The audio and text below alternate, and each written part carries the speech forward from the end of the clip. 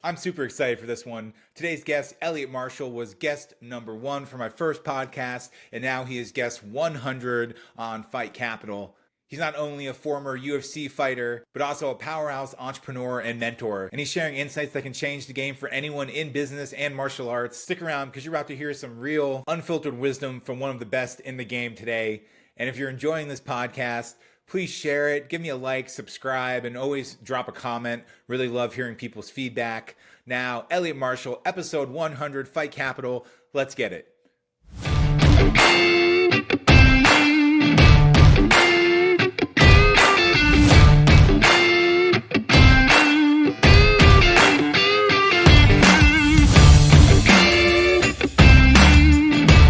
Welcome back to Fight Capital, where we enter the ring of combat sports business. I'm your host, Ryan Rapaport.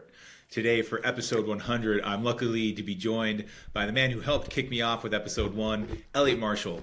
Eliot is a former fighter, Brazilian Jiu-Jitsu black belt, and co-owner of the renowned Easton Training Center with multiple locations across Denver. Beyond the martial arts world, Eliot has become a successful business owner, motivational speaker, and author empowering businesses and individuals to unlock their potential. His latest ventures include consulting for MMA gym owners with Easton Online and launching the Academy Growth Hub on Instagram, where he shares insights on leadership and growth in the combat sports industry. Thanks for being here again, Eliot. How are you and where are you joining from? Ryan, what up, man? How are you? I'm home today. This is my office downstairs. I just record podcasts with people now. I don't come down here too much, but it's great to be with you, man. I appreciate the kind words. No, and excited to have you back. I know you're fresh off the trip to Hawaii. It looked beautiful, and I'm sure the decompression was nice. I got a rough life, bro. I got a rough life. You know, it's tough. It's tough to be me. Well, man, I know since we last spoke, I mean, so much has happened. Really, just kind of taking it back a step, though. At what point in your life and career did you know that coaching and the gym ownership was going to be such a huge part of your future? Man, look, I can remember being 6 years old and talking. I called him my Zadie. That was my grandfather, right? It's grandfather in Yiddish. And I can remember telling him that I was going to own my own karate school because I was doing karate at the time, right? And I had just started at 6, and I kept telling him this.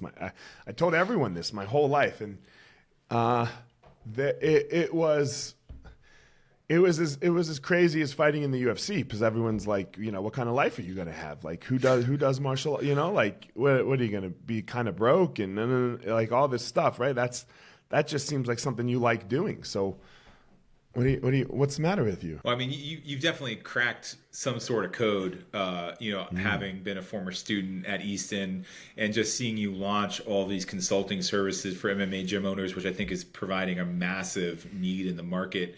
What are some of the common challenges that you're running into and you see these gym owners facing, and how are you helping trying to guide them towards success in their business? There's no structure, right? Their biggest thing that we see is that is what I had. Right? And what everyone has is a love for martial arts.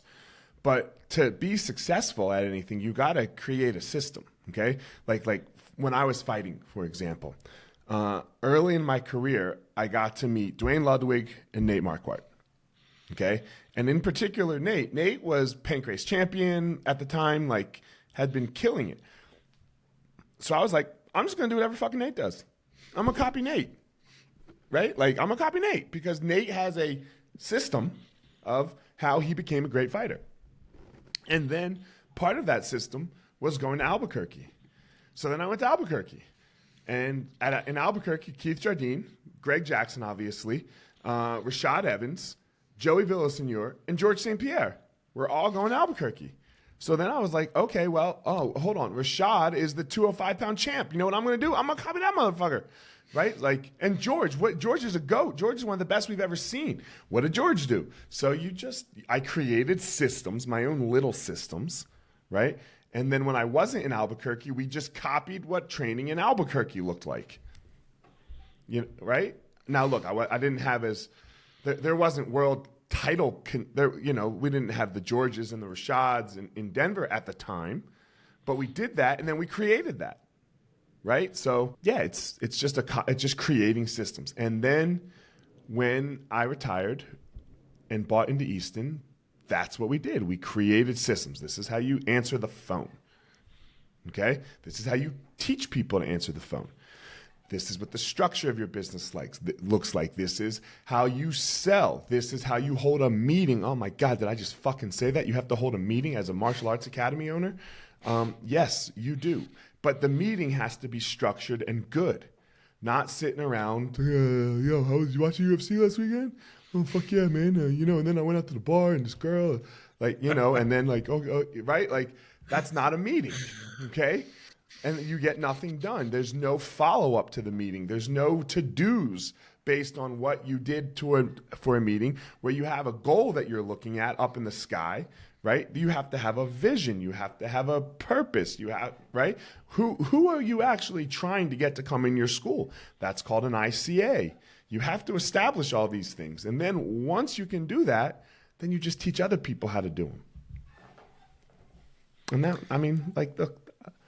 I don't work, right? I'm reading this book called The Code to the Extraordinary Mind, and I'm taking the person's course as well. And there's all this talk about combining your work with your passion, right? So that your work and your recreation look the same. Well, I tell people now that I can't fuck with anything that I'm not all in on, that I don't care about, I'm not passionate about. And I think almost coming up almost a year and a half plus, actually, that since we last spoke via podcast, just doing this content and seeing how my business has grown, being full in on stuff that I'm passionate about, having conversations that I'm passionate about, putting out content on things that I'm passionate about, has just changed my life in such a massive way. And one of the things I love about what you're doing and have respected for a long time, just the quality of content. But you now have this Instagram broadcast channel, the Academy Growth Hub. I've seen it just within a few weeks now grow to 150 plus people. And it just seems like it's an amazing resource for gym owners. I've sent it to a couple people. Can you share what inspired you to create it and what content you're focusing on delivering there? Are you on Instagram? You're on Instagram, right? Yep. And you know those fucking guys with hundreds of thousands of followers that hit you up all the fucking time to grow your followers and grow your organic reach? I've done 1 million of them, right? I've tried to work with all of them. I finally found one that works. And he was like, yo, you need to start a broadcast channel. And then I pondered on it for a month, talked to my team about it. And then we just pulled the trigger. We were like, I think he's right. Now what I can't figure out, I pay him $300 to manage my broadcast channel a month. I can't figure out if he's fucking doing anything or not right now, right? So I'm not quite sure. But his idea was correct, right? And his strategy was correct. And he tells me what to do a little bit inside the broadcast channel. So for right now, I'm good, right? Because I think I've made 2 or 3 sales from it since we started it, which is now worth it. It takes no more than 5 minutes a day. And right, and I do it. I put something out Monday through Friday, and look, I said the sales, and I don't like to say the sales. That's just to make it sound worth it to other people. I guess that was a mistake on my end to go that way. It helps people, right? We know what we're doing. We know what we're doing at Easton, and there's people that hate us, and that's just part of the gig. Right? There's people that hate me, and that's part of the gig too. It's cool. But if you're going to try to say that we at Easton don't know what we're doing, or that I personally don't know what I'm doing, you can have that opinion, but it's wrong. Right? So it helps people. And if somebody gets something out of it, and then their gym in Atlanta, which is far away from me, becomes better, and that they get to then go touch people's lives in a better way, and that somebody else can chase their dream better and do whatever they want with it, well, then shit, it's definitely worth my 5 minutes a day, right? It's definitely worth my 5 minutes a day. And then, right, if I really help people and they keep getting information from it, they contact me and they want more help, right? So, great. Now we get to run it to make a business, and I get to... I said to you at the beginning, I live a great life, right? I have an amazing life. I spent 10 days in Hawaii straight. It's my house. It's my family's house, so I'm not paying, right? It's like living there. I just got to get there, and then food and whatever, just like it's food and whatever here. So for me, East Online, I would love to see it grow, right? I want to see it grow. How it will affect my life personally that much? Probably not that much. probably not that much as far as a financial end, right? Where it will really help is happiness. I love fucking helping people. Like one of my I ams, like who Eliot is a teacher, right? I love teaching. That's all I do. And then like I get an opportunity to like I have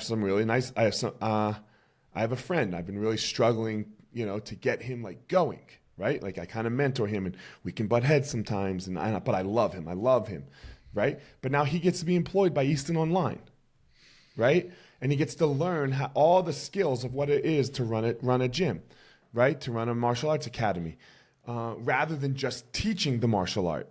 Right? Because teaching, you only get paid so much for teaching. If you're an amazing teacher, I'm going to pay you $50 a class. Right? $50, $60 a class. I'm not going to pay you more than that. Everyone goes, oh, wow, that's a great hourly wage. Well, you teach 3 hours a day. It's $150 a day. No one can live on that. Right? So you need to have more skills in the martial arts area. And now he's getting them. He's gaining them. He's a department head at one of our schools. So he's learning how to manage people. Right? Like, so it's created that opportunity for him. Not to be an asshole about like financial stuff, but even if it made me $4,000 more a month, it's like where I'm at personally in my life, that isn't going to move the needle at all. Like I'll go to the same dinners. I'll do right. Like I'm, through Easton, I've been able to move past like that, 50 more grand a year, let's say. Well, I think that speaks to just the work that you put in over time, too. Obviously, yes. This wasn't an overnight thing. Anyone who's followed you in the gym. How has your role evolved over time in terms of the business strategy and growth there at Easton? I am an ambassador. That's where I am. I'm an ambassador. I talk to Mike and Ian about really big ideas, some issues that I might see where I would like to see things go. Like Mike and I have a meeting. Mike's our CEO. Ian's our COO. I have a meeting with Mike tomorrow. We'll discuss some opportunities, some movements. He and I work really well together now, especially when we're solving some issues that are around some bigger type topics, right? Like I have nothing to do with the day to day. I teach all afternoon on Tuesdays and Thursdays. I have my 2 fighters and I do Easton Online, and that's like now I have this basketball thing too, which takes up a fuck ton of my time. I saw that. What got you into the basketball? Money pit. What got me into basketball? My kids, dog. Mm-hmm. My kids are hoopers. My kids want to be hoopers. Okay, so what is the best thing any parent can do for their child, other than love and consistency and feed them, other than those basic needs, okay? What's the best thing any parent can do? My opinion, provide the opportunity for them to chase their dreams. So we're homeschooling the kids. We bought a barn, renovated it into a basketball facility where all of the kids and teams can come play. It's $20 a month if you're not right. If you just want an open gym membership, I'm not even charging that much, $20, because I know what basketball is. It's broke kids, right? It's broke kids. I just don't want to get fucked on the back end, right? I got to cover the bills a little bit because they're expensive, But as far as like making money, don't care. Okay, it's opportunity for my kids and my coaches, because now my coaches have a place that's theirs, right? There's a Hard to Guard. That's our club name. There's a Hard to Guard home. There's an establishment, like boots on the ground. Here we go. We don't got to go from this gym to find space to that gym. No, dog. We're here. This is who we are. This is our house. We're the only space like this in Colorado. No one else has it, right? And you talk to all these people who want to, we're going to change it in Colorado, man. We're going to change it, right? But they won't put their money and their time where their mouth is. I'm a believer in put your money and your time first. If you don't have money, then it's just fucking time, But I've built something in this martial arts space, so I have a little bit, right? So now my goal is to go do it in another genre. Let's see if we really know what we're talking about. Right? Let's see if we really know what we're talking about, because I don't know basketball. I don't know how to build a basketball program. I don't know how to run a camp. I don't know how to get people to come to tryouts. I don't know that, right? So let's put some time in. Why? Because it gets me to spend a ton of time with my kids. And that's the priceless stuff. I mean, just looking back, recent one championship out in in Denver and how much involved One Championships athletes and their open workouts were over at Easton Training Center, Denver there. I mean, it just really speaks to the top tier training facility you built there. Excited to see you replicate that with basketball too. But what's been the key to maintaining that business and expanding it? Look, I want you guys to understand something. I want your listeners to understand something. That was all Sean Madden. I had nothing to fucking do with it. That's a person that loves me, loves Easton, loves Mike, loves him, right? That came from a relationship and loyalty. Who he is now, he is whatever, like whatever Easton needs, whatever we need, right? So that was Sean creating relationships inside the Muay Thai community to get that done. I didn't touch it. Now look, it looks like, oh my God, look what Eliot just pulled off, but right? So we are all in the people business. And if you don't create real relationships, not prostitutional ones where I give you money, you do work. That's a prostitutional relationship, right? You can say whatever you want. That's how prostitutes work, right? If you don't create real relationships where you're truly trying to change someone's life and give them the opportunity to move forward, have a career, right? Then there's no possibility for that happening, right? There's zero possibility for that happening. The risk on the back end of this, right? Like there's always a flip side to everything. There's going to be some people that really don't like you, right? As you go through business and you go through this march of mentorship and leadership and growth and all, I can give you the phone numbers of people that despise me. I just don't give a fuck. Right? So you got to be able to, like, when it falls apart, you got to be able to learn and grow and be like, what could I have done better? It can't just be those people, right? It can't have it be all on them. I am obviously the other 50% of this relationship. So where did I mess this up? Let's try to do it better. Right? So you got to, like, you got to be ready for a ride, dog. You got to be ready for a ride. And you, like, stay off the comments. Like, the hard part sometimes is, like, it happened yesterday. We had this guy's crazy, we had to ask him not to come in anymore. I didn't even do it, right? I didn't even do it. Talking about how he's for years, talking about how he's the next John Jones and George St. Pierre. They got nothing on him, and you see him twice a year, right? Like, you're just like, homie, you're a 2-stripe white belt, dog, Like, so, and then calling people out on the internet and challenging them, telling them to show up at Easton to fight. And we're like, yo, whoa. Like, we don't know you really, right? So we had to ask this guy not to come anymore. Carlos did. I didn't even know. I don't have anything to do with it. And the next thing I know, I open my Instagram. It's just a paragraph of how much of a piece of shit I am. And Easton is, you just got to be able to hit block, and not respond. But the hard part about, like, the social media end is you got to engage with people too. So when you see good, positive content, even somebody the other day was like, man, I don't understand why you preach this curriculum stuff. It seemed like hate, right? It seemed like he was just hating. But I shot it out there. I was like, hey, man, I appreciate it. This is why. And then he was very respectful afterwards, right? And it was great. So you got to be able to weed through, But either way, even if it turned out bad, I just wouldn't respond anymore, And then sometimes you gotta hit that block button. Yeah, man. Cycling through the MMA media stuff, you see some of the craziest shit. Oh. Hey, everyone. Quick favor to ask. Did you know that nearly 80% of the people tuning in right now aren't subscribed yet? That subscribe button down below is what powers me every week to keep putting out these podcasts. Big shout out and thank you to everyone that's been supporting me for this. I couldn't do it without you. If you're enjoying the content, please subscribe below. It means the world to me. And for everyone supporting me, thank you so much. Now back to the show. Oh my God. I do appreciate the shout out to Sean. I had him on 2 months ago, and he's just one of my favorite human beings, never mind coaches. And I will say his name is gold throughout the world. I mean, there's very few people you can talk to in Muay Thai and striking who don't know what Sean is doing and has done.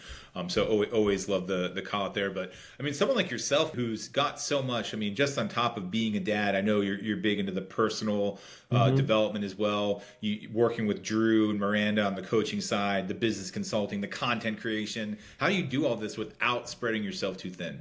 God, I'm terrible. I can. It happens. But look, about a year ago, a little over a year ago, I had a rough patch, right? Because I can struggle with some anxiety experiences, right? Some very intense anxiety, mental health problems and challenges. And I just had to take a look at, like, Eliot, so I have to, what are you doing, man? So I just keep it in a certain pocket. My kids, my athletes, my fighters, Easton, done. Nothing That's else. simple. It sounds simple, but I know it's a lot. It ends up being a ton, right? Yeah. Because with my kids comes basketball, and with basketball comes these kids that were living in my condo for almost a year, that we just got into college, and they have not great parents, no financial means, no nothing, right? But we got them into college. We got them along for a year. We helped them with their financial aid. We're paying for their rent. Like we got them into college. Fuck yeah. But man, I just sent these 3 kids that have terrible parents, that I won't say terrible, right? I don't, not the best upbringing, let's say, right? I just sent them away by themselves to go to college. When I went to college, man, my mom and dad came out. They got me all set up, right? And I love these kids. So like next week, I got to go see them because I didn't do that. And it's not, they're fumbling. So yeah, you get spread a little thin sometimes because like you meet people come into your life and you love them. And you're like, God, like, I'm trying not to yell. That's something that I'm working on. I'm trying not to I'm going to respond, not react. This is really something that I'm trying to work on with my interpersonal relationships. They pissed me off sometimes. Like they had my truck, dog. They had my truck for a year. Because they had no vehicle to get around, to get the jobs, to do, right? You should have seen the disaster shit show they returned my truck in. It cost me $600 to get this fucking thing cleaned. You know how I was so mad at them? I was even paying for the gas to put in the goddamn truck. You know how mad I was at them? And now I got to get on a plane and go help them because they're kids. They've never been shown how to do this in the world. Right? When I send my kids, if they want to go to college, they've had great parents. They're going to have had great parents their whole life. Guess who's going to help them get set up and move in? Me, because they don't know what the fuck they're doing. So it gets muddy. To answer your question, it gets muddied. I got to go to, I got to take 10-day breaks every once in a while. It's always I'm not a parent, and of the people that I know that are parents, that's the only thing that always running through my mind is how do you find that time for yourself? And my best friend, he has to get up. I mean, I'm an early riser. He's not a day person whatsoever, and he's getting up at 4 a.m. to hit the gym so he can do work, get his kids to school, get him to soccer, go all that. It's a lot, man. But it really speaks to I think that attitude and how you're helping people out in your life speaks to and translates to exactly what you've done in combat sports and what you're doing in martial arts. And I just what are outside of all of the interpersonal relationships that you have built over the years, are there any trends that you're seeing now within combat sports and martial arts that gym owners should be paying attention to for the future and to help grow their businesses and make it to the next level? Don't worry about marketing. Okay? Don't worry about marketing yet. Marketing's the last thing you need to worry about. Look, okay, the only time you need to really worry about marketing is right in the beginning to get to open correctly. Okay? You need to open correctly first, right? Like when we open a school, we open with 50 to 100 members on day one. So that at minimum, we're like, $1,000 away from breaking even on day one, rather than needing all this runway money to keep it going, but right? And like have 0 students when you open your door. That sucks. Okay? So outside of that, forget about marketing. Okay? First, you have to make sure your product, your sales, and your culture is good. And all everybody wants, all you see on the internet now is get more leads, get more leads, get more leads. Look, if you get more leads and your sales suck, you just paid for all these leads and you lose them, right? And you lose them. If you get more leads and your culture and or your product suck, they might even sign up. Let's say you have great sales. They might even sign up, but nobody makes money on month one in the martial arts gym owner space, right? Like, because that has to pay for the marketing. That has to pay your salespeople, right? That's to pay for all that shit. You start making money on each individual member at like month 3.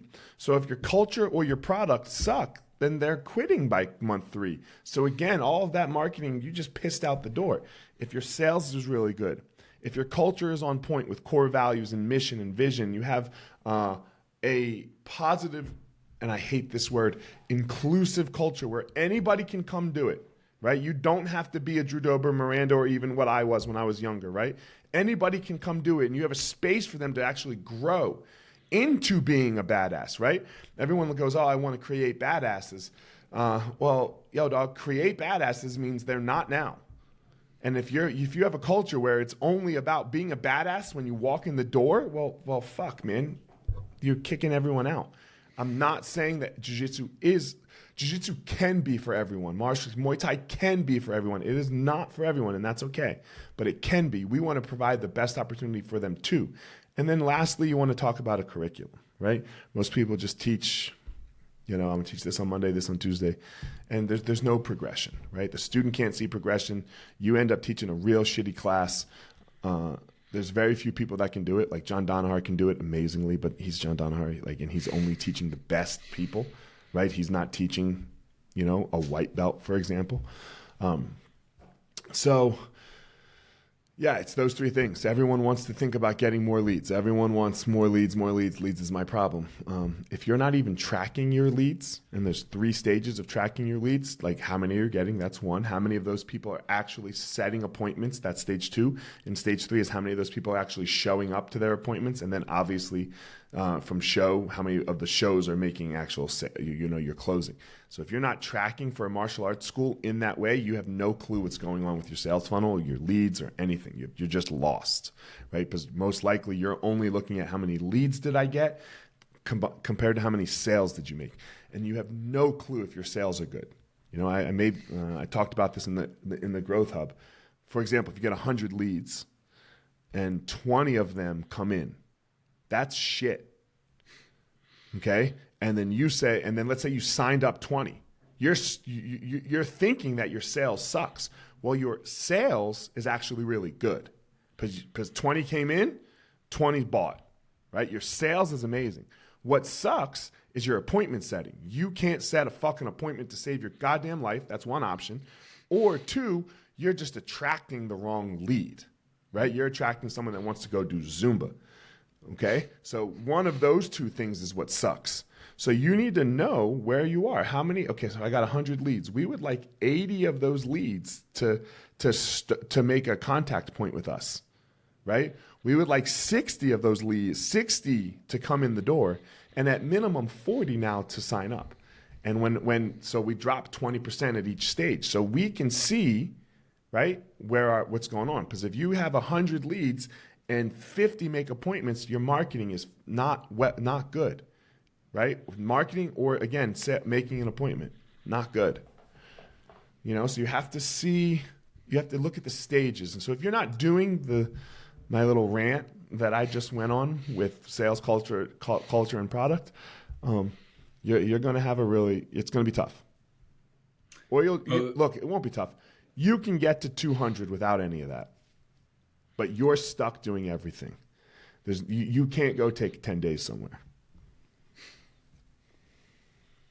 Well, the proof is in the pudding, obviously, and I'm following the Growth Hub. I'm actually getting a lot of value out of the broadcast channel, even not as a gym owner. Yeah. And you guys are dropping a lot of real value in there. So I hope more people sign up. I've already actually forwarded to a couple of gym owners, so I'm hoping people are taking advantage of that.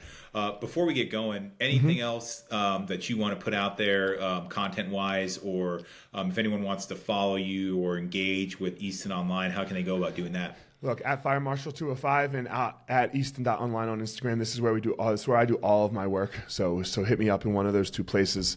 Love what you do, guys. You know, find, you know, the book I'm reading, he calls it Blisscipline, passion. It's a blend of discipline and passion, you know? So combine that, like you have to work really hard. I'm not taking that out, but I am a believer in chasing your dream, right? The problem with it, where everyone messes it up, is they want to make money chasing their dream too soon, right? And this is where you just see a whole bunch of people fuck it up. First, you have to become an expert, right? First, you have to become an expert. Like, even if it's like, you know, you want to be a content creator, first you got to put out content for free, right? You know, and you're going to make a whole bunch of mistakes. You're going to fuck it up. And it's going to be shitty. Go scroll back 3 years on my Instagram and look like, man, it's almost embarrassing, right, Ryan? Like, the email you sent me to do Podcast 100 was like, God, I was so bad then. And I didn't think it was that bad. I thought we had a great conversation. But in your mind, it was shit. Man, my content 3 years ago is shit. Shit. Compared to what I'm producing now. Right? Compared to what's coming out now. What I put out in 3 years from now, this is going to be shit. Right? Because you got to keep learning. You got to keep growing. You got to keep moving. And people just want to make money too fast with it. And then that colludes it. And then you don't put out good content. And then you're like, why is nobody listening? You know. So first become an expert. I became an expert in martial arts. An expert. And then I started to try to make real money off of it. And, you know, my luck and my discipline and my hard work hit at the same time. My grandfather was wrong. There was a martial arts boom, right, when he was telling me not to. So, and I don't really have much to do with that. I was just ready for it to boom. Lucky me. When preparation meets purpose, you know, it's amazing to see. And I can speak to that personally. It's crazy. Just in this year and a half since we did that first interview, so much investment, so many of those times where I'm like, what am I doing? Like, how much in my time and effort am I putting into this? But all of my paying clients come from that. Just teamed up with Karate Combat. I've worked with some of the UFC's biggest sponsors since then. And it's all been from the content creation and having the conversation and leveraging people like yourself to learn. So I'm so grateful, so happy we got to do this again, Eliot, and can't wait to see what you and the team at Easton and everyone else continues to do moving forward here. Man, it's the martial arts way, right? Like, how long did you train with us, Ryan? 3 years. Yeah, and now you're not, right? But that's like, you're our student. You're our student forever, right? And this relationship has continued. Do you blow me up every day? No. Do I blow you up every day? No. But if you needed something, you could hit me up. And if I needed something, I could hit you up. That's what being a teacher for me really means. It doesn't mean that they're in front of you every day, all day long, right? That's a piece. That's one stage. But it's not the biggest stage. If they need you every day still, you fucked up. So I appreciate it, man. No, anytime, too, you ever need anything, you hit me up. But I appreciate you, too, and excited to see what you do next. Thank you. Thanks, Ryan.